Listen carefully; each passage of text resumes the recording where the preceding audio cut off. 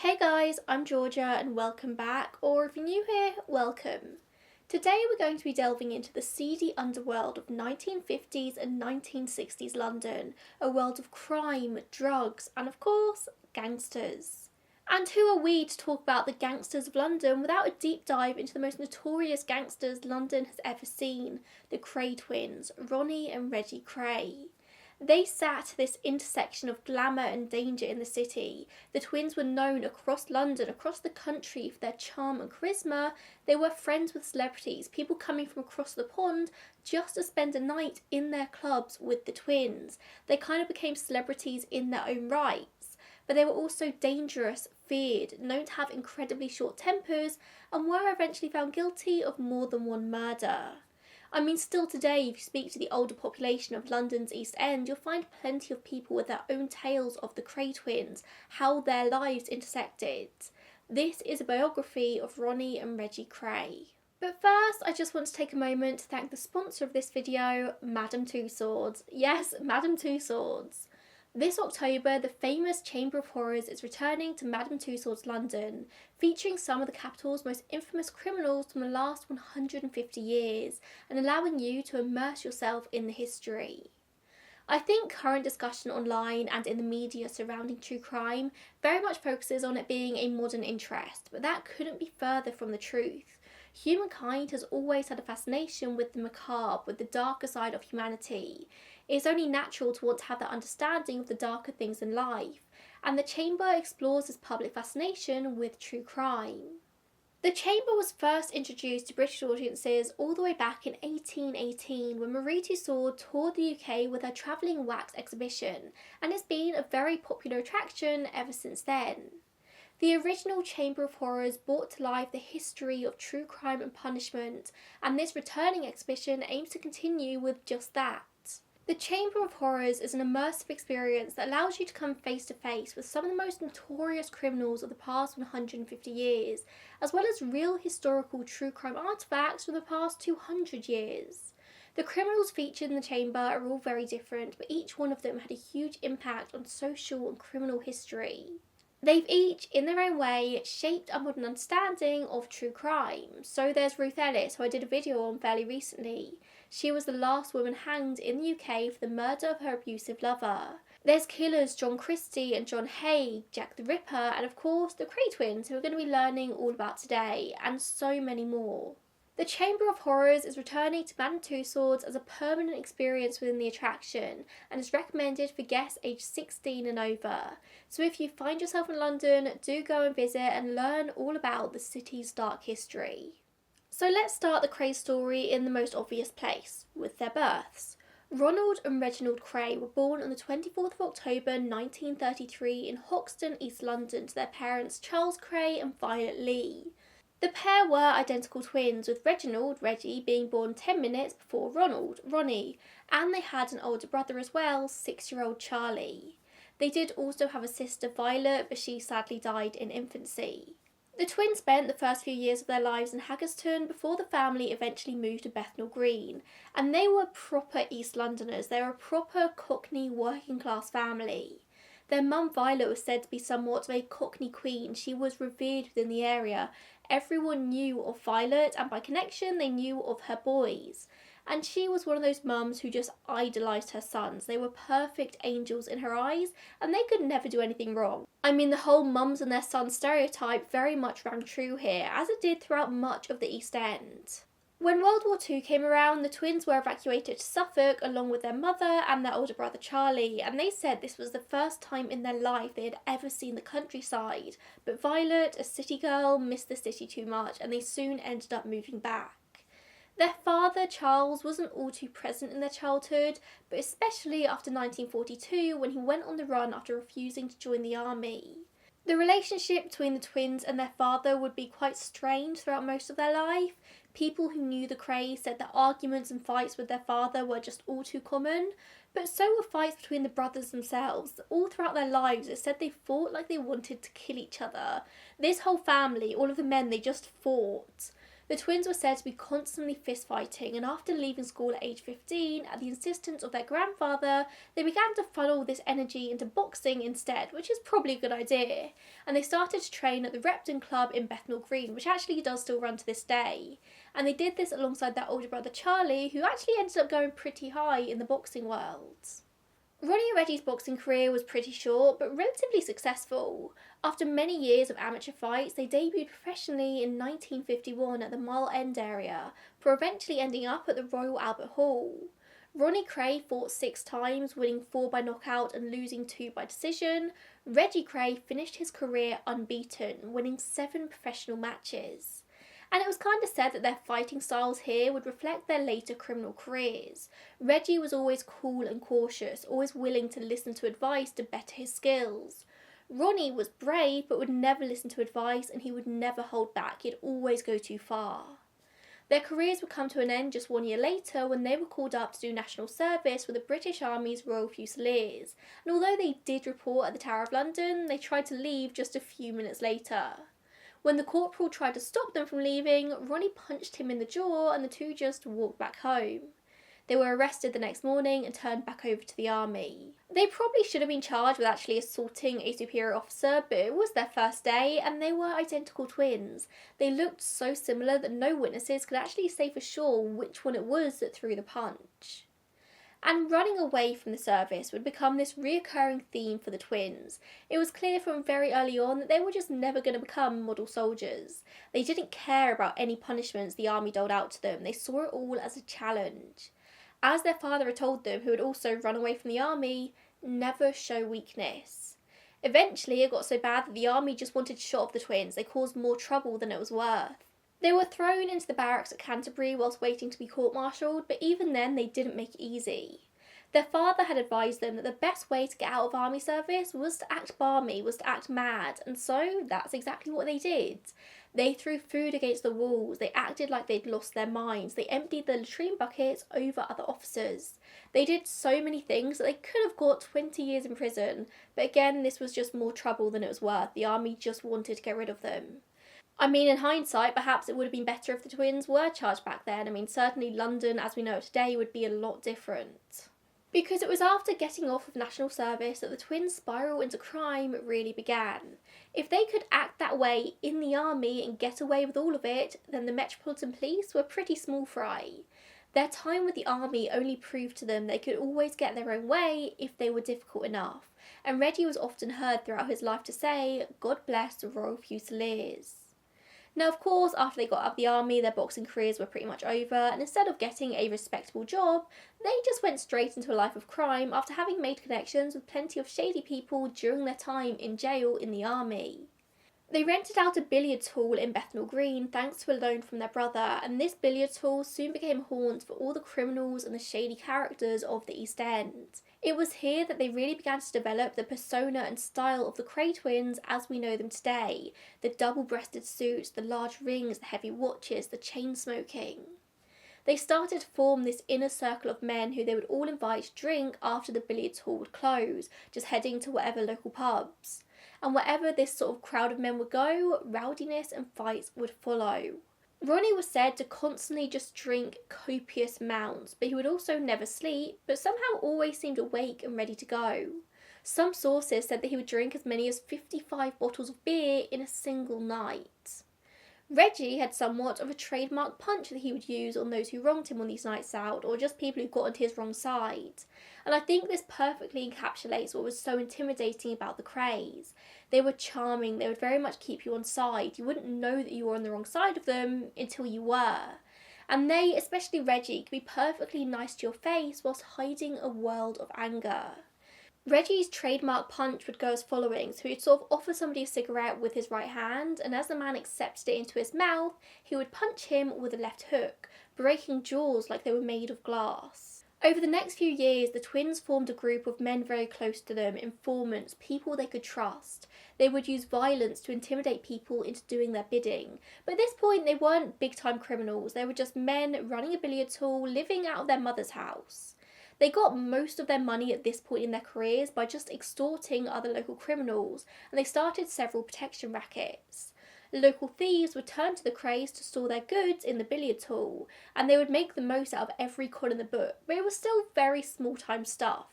But they wanted the big time. And slowly but surely they started to replace the small-time criminals in their immediate circle with the big time, genuine criminals and villains forming the gang that would come to be known as the Firm. It's at this point, whilst they were still in their early 20s, that some real money would finally start to come in for them. The KRAY twins were complicated characters, to say the least. They were very violent, but they believed in family over everything, a bond that couldn't be broken. The brothers couldn't really stand each other, but they would do anything for each other, which I think is quite a normal sibling relationship, and their relationship with their mum Violet was incredibly close.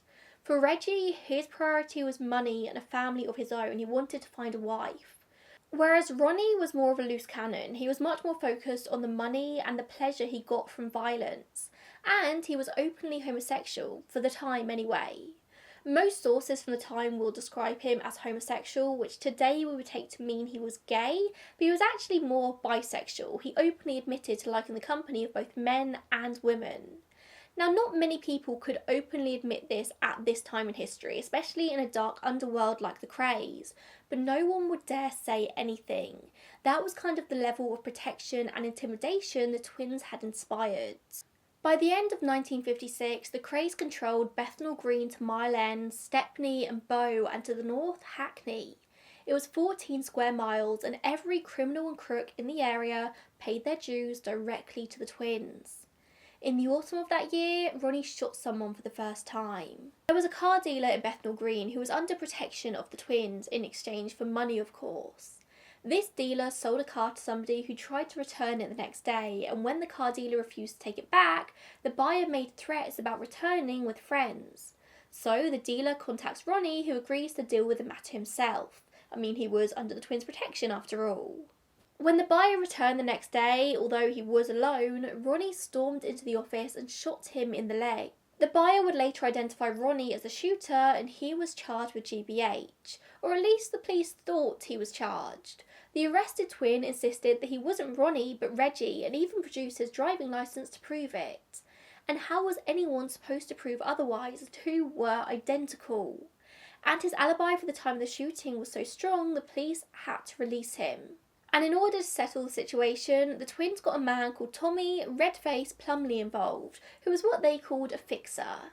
Plumley made sure that all parties involved in this were sworn to secrecy, and the victim was rewarded with a cash settlement for his pain, suffering and silence. So Ronnie just got away with it, and this would just bolster the twins' confidence that they could get away with anything. The whole identical twin thing really did give them a layer of protection that most people could never have. They knew the courts could never punish an innocent man, and that most people could never tell them apart, especially if you barely knew them. The whole identity switch thing was quite a common theme for them.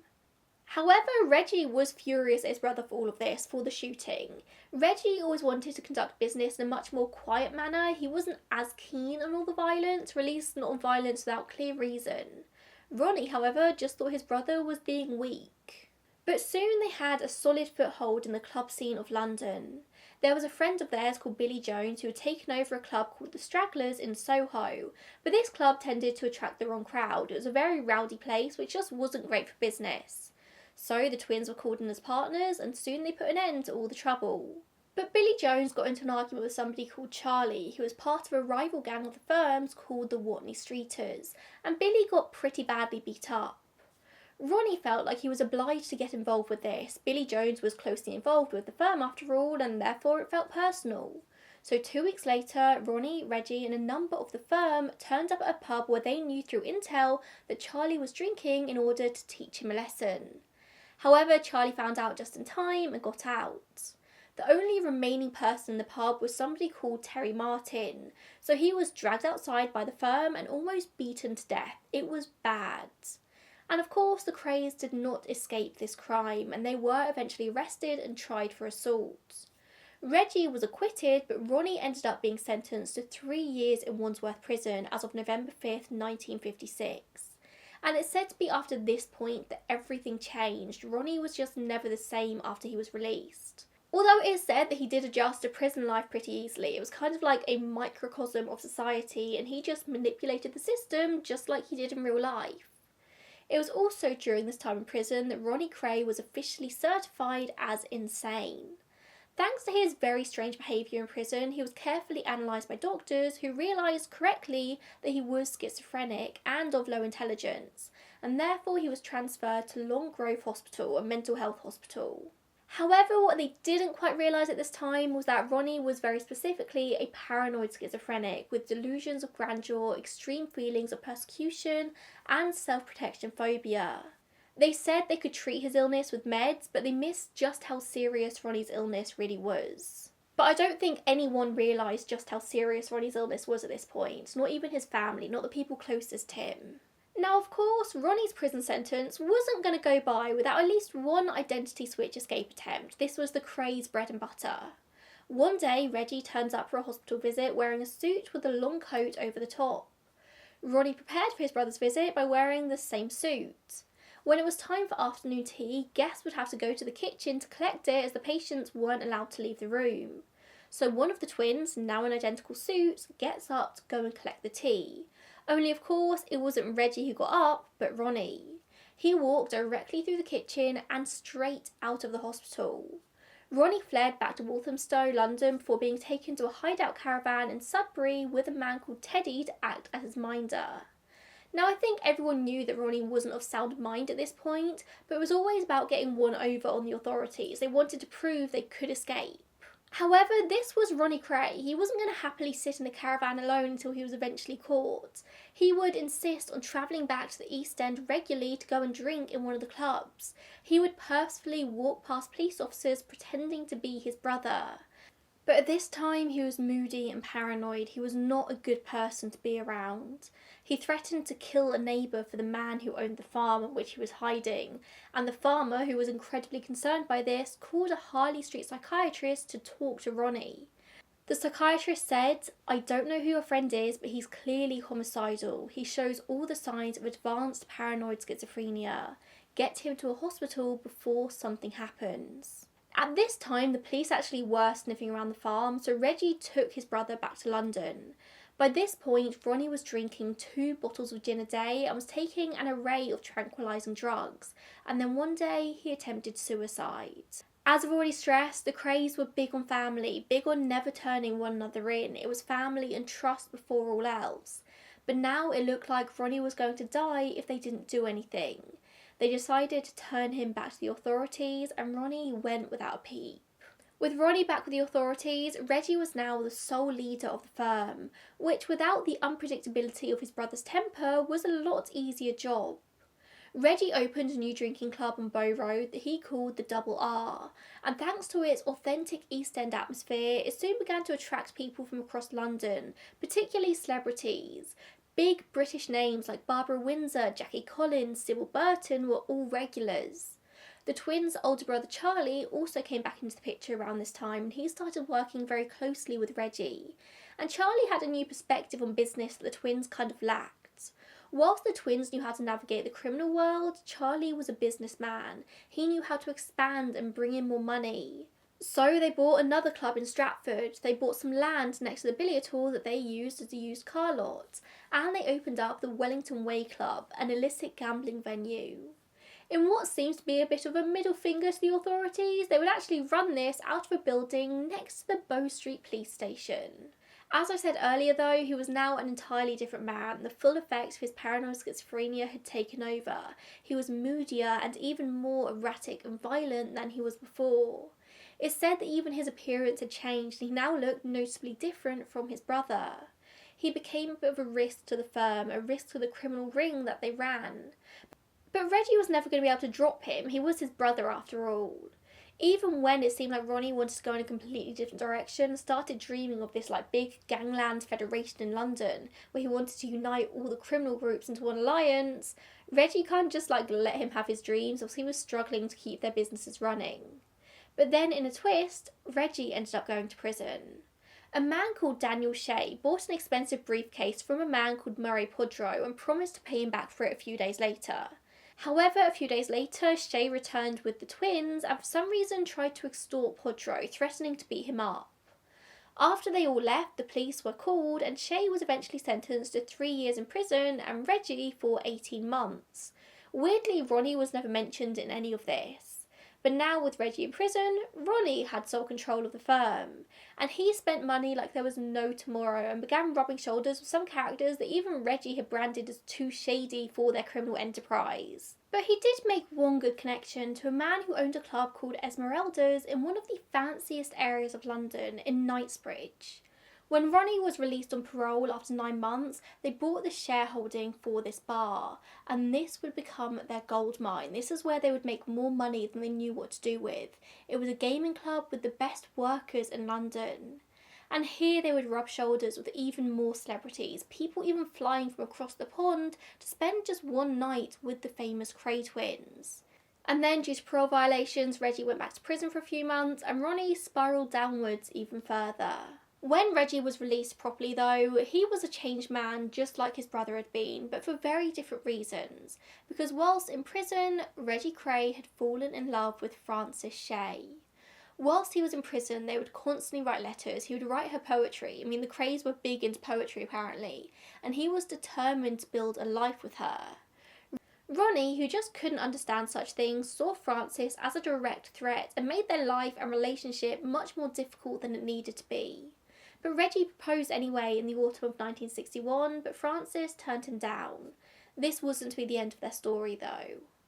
Meanwhile, their control over London was growing by the month, and even outside of London, with Ronnie making connections with criminals and cities all across the country. The twins had their fingers in numerous pies, and before any club owner would open up their business in London, they would turn to the KRAYs for their guarantee of protection. Every club in London was paying them. The rumour across London was that they were also paying off police as well, that they were untouchable, and whilst that rumour was good for business, it wasn't exactly true. And this whole time, Reggie and Ronnie are fighting. Reggie is desperately trying to stop his brother from doing something that would tear down everything they had built, but it turns out it was all going downhill anyway. As always happens, things started to change, tax problems started to loom over their head, Esmeralda's was forced to close, and things just started to fall apart. It was always a roller coaster, businesses opening and closing, money flying in and then no money at all. That's just criminal life, I suppose, for the KRAYs. For them, it was just a case of always having their eye on the prize. When things were bad, it would always get better. But there was only ever one way this was all going to end. I wonder if they saw that at the time. In 1964, there was this big scandal where a leading politician, a member of the House of Lords called Lord Boothby, was captured in a photograph with Ronnie KRAY, headlined on the Daily Mirror, "The picture we dare not print." Now, Lord Boothby fully denied this. It wasn't good for a lord to be rubbing shoulders with a known criminal, as well as denying rumours that they had a homosexual relationship. Less than a month later, after printing this headline, the Daily Mirror was actually forced to print an actual apology towards Ronnie KRAY.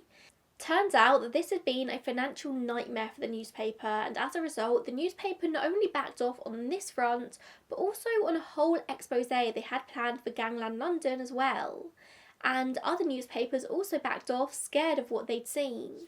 For years, there was to be no investigative reporting into the KRAY twins at all. They were completely immune from the media. Their names literally weren't mentioned for a very, very long time. In 1965, Francis and Ronnie got back together, and this time she agreed to marry him.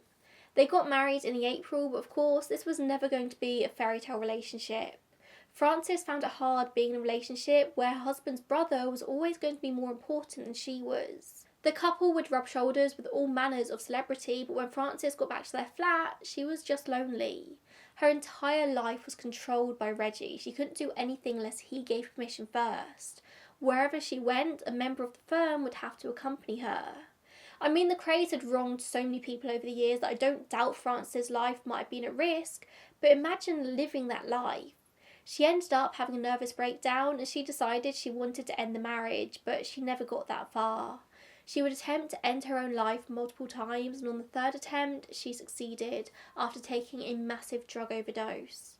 Reggie was said to be inconsolable with grief, but many of Frances' loved ones blamed him solely for her death. They say she never would have had this breakdown if it wasn't for him. After Francis' death, Reggie would grow as dark as Ronnie, turning to drink to get him through. And apparently Ronnie was thrilled at this. Reggie was always a person holding him back from his homicidal tendencies. Whilst Reggie would always seem to be able to stop before ending somebody's life, Ronnie could never quite understand that. He lacked impulse control. But now Reggie was there with him, ready to kill. A man who had been on the kind of periphery of the KRAY story over the past decade had been somebody called Jack the Hat Mcvitty, your very typical East End villain. He was never a solid member of the firm, but he was always around. The twins would often use him to carry out their dirty work. He was a freelance criminal. In September 1967, Ronnie, paranoid as always, became convinced that somebody close to the firm, their kind of business finance manager Leslie Payne, was on the brink of working with the police to avoid a prosecution charge. Ronnie was convinced that Payne was about to turn him in exchange for his own freedom. So Ronnie paid Jack the Hat Mcvitty £100 and gave him a handgun to go and kill Payne, with £400 more promised when the job was done. But for whatever reasons, Mcvitty never saw through on the kill and he refused to pay the deposit back, angering Ronnie. And then one day, Mcvitty gets drunk, wanders into a club in Balham and threatens to wreck the place. The owner of this club was good friends with the KRAYs and called them in, which was yet another strike against him. This would prove to be the beginning of the end for the KRAY twins. On October 28, 1967, the twins and friends were drinking at a local pub when a plan was hatched. Mcvitty was lured to a flat in Stoke Newingham under the pretense of a party. I mean, there had been a party there, but Ronnie and Reggie got there an hour beforehand and cleared everyone out. When Mcvitty arrived, the twins were waiting for him. Ronnie let loose a barrage of abuse and attacked him with a piece of broken glass, and soon Reggie had a handgun pointed at Mcvitty's head. Reggie pulled the trigger twice, but the gun didn't discharge. But Reggie had decided what he was going to do, and he was going to see it through. So the twins' cousin who was there, Ronnie Hart, held Mcvitty in a bear hug whilst Reggie was handed a carving knife. Reggie KRAY stabbed Jack Mcvitty multiple times, killing him. And this was a controversial death even within the firm. Many people believed that Mcvitty didn't deserve to die, maybe punished, but not like this. Rumour has it though that he had made threats against the twins' family, so that could have been another reason for their seemingly disproportionate anger. Reggie, who had always been the one to hold his brother back, just didn't care anymore. After the murder, they called in an associate called Freddie Foreman to dispose of the body. It was allegedly dumped in the English Channel, but has never been found. It was on this day that people started to turn against the KRAYs. Their empire was turning in on them. Mcvitty had been a very close associate for many years, and he had made one wrong move, leading to his very, very brutal murder. Members of the firm became concerned that if they made a wrong move, they would be next. Some became very prepared to testify to Scotland Yard when they came knocking, which of course they soon did. Scotland Yard had been itching for a reason to finally get the KRAYs once and for all, but the circle around them had always been much too tight. They were way too protected. Because that's the thing with the KRAY twins. If they liked you, then you had to stay close. You didn't want to do anything to mess that up. People wanted their approval, their protection, because if you did have that, you were as untouchable as them. But now Scotland Yard had an official Get KRAY squad, a whole investigation team including Detective Chief Superintendent John DeRose. If you watched my video on the Hammersmith nude murders a couple of months ago, then you might remember that name. One of the main detectives on this team was a man called Nipper Reid, who made it his mission in life to put the twins away. The investigation team started to compile a file of everything they had against the twins, going back many, many years. But the key to all of this was Leslie Payne. The whole Mcvitty thing had happened because the KRAYs were scared that Payne would talk, and it seems like they were right. Leslie Payne got word to Scotland Yard that he was ready to share what he knew. I think at this point he knew that the authorities were going to be the best protection that he could have. And Payne had a lot to share. I mean, he was literally their financial advisor. He knew a lot of their dirty work. It wasn't until May 8th, 1968 that all of their ducks were in a row and Scotland Yard were finally able to make the arrest, very confident there was no way the KRAYs could wiggle their way out of charges once again. That night, the twins and 15 members of the firm were arrested, with Nipper Reid interviewing each person and offering them a deal if they testified against the rest, apart from the KRAY twins obviously. A man called Donahue was the first to spill, but it turns out the investigators had very much done their research. They had this whole list of witnesses on the outside ready to talk if all else failed.